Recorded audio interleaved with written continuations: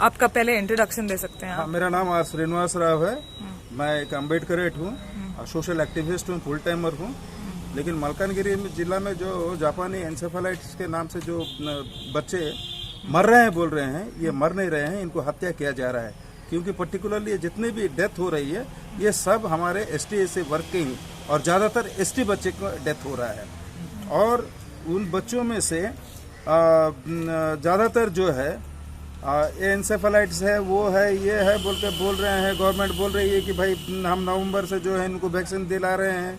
ये उनके खिलाफ में बोल रहा है, वो उनके खिलाफ में बोल रहा है। लेकिन हकीकत जो है, हमारे ज़्यादातर बच्चे ये जो इसका जो जर्म्स है, इस जर्म को रजिस्टर इसलिए नहीं कर पा रहे हैं हमारे ट्राइब बच्चे, क्योंकि वो कुपोषण की वजह से हो रहा है। ये कुपोषण की वजह से मर रहा है। और इस चीज को हमारे लोगों में जो है इसके बारे में अवेयर नहीं है। और दूसरे में जो 100 एबव बोल रहे हैं, ये नॉन ऑफिशियली जो है मोर देन 200 बच्चे हम लोगों का यहाँ पर हत्या हो चुका है उनका। अगर सचमुच में इनको अगर कोई ये करना चाहता है, ये एक नेशनल नहीं, इंटरनेशनल विपत्ति के नाम से इसको लेना चाहिए।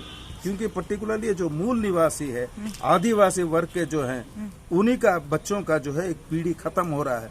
और हम सोच रहे हैं ये एक सुनी जो योजना है, जो इस वर्ग को यहाँ से मिटाने का एक षड्यंत्र चल रहा है। ठीक है सर, तो गवर्नमेंट ऐसा भी बोल रहा है कि इसका हमें इलाज पता नहीं, जैसे कि ये अभी हो रहा है। ये कब से हो रहा है ये हत्या जो है, ये जापानीज एंसेफेलाइटिस? 2011 से हम लोगों का यहाँ पर हो रहा है। और 2011 से ये ऑफिशियली बता रहे हैं कम, लेकिन यहाँ पर हजारों से ज्यादा तादाद में बच्चे जो है, हमारे बच्चों का हत्या हो चुका है।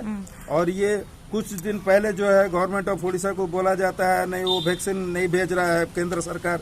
अब केंद्र सरकार बोल रही है कि ये हम लोगों को मैसेज नहीं कर रहा है। लेकिन 2011 से हो रहा है, तो अब तक तो वैक्सीनेशन होना ही चाहिए। अभी एक इंटरेस्टिंग चीज है, हमारे मलकानगिरी में इतने तादाद से बच्चे मर रहे हैं।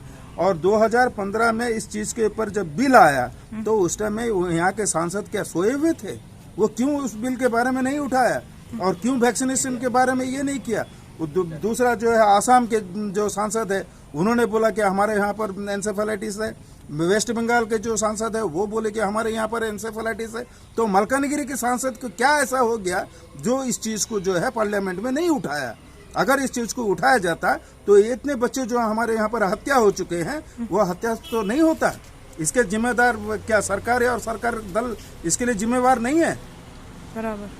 अगर ये भारत के संविधान के अनुसार होता, तो ये सब कटघरे में खड़ा होना चाहिए। नेशनल इमरजेंसी होता, नेशनल इमरजेंसी होता। क्योंकि ये हमारे ट्राइबल बच्चे बढ़ रहे हैं, इनको जो है मनुस्मृति के तहत जो है इनको बिल्ली, जानवर और पक्षियों के साथ तुलना किया जा रहा है। इसीलिए ये नेशनल और इंटरनेशनल इशू नहीं हो रहा है। अगर हकीकत में मानवता है, भारत में संविधान चालू हो रहा है, अगर उस संविधान के तहत से अगर देखा जाए, तो इसको जो है नेशनल नहीं, इंटरनेशनल विपत्ति इसको मानना चाहिए, और इसके लिए कोई एक्शन होना चाहिए। ठीक, थैंक यू।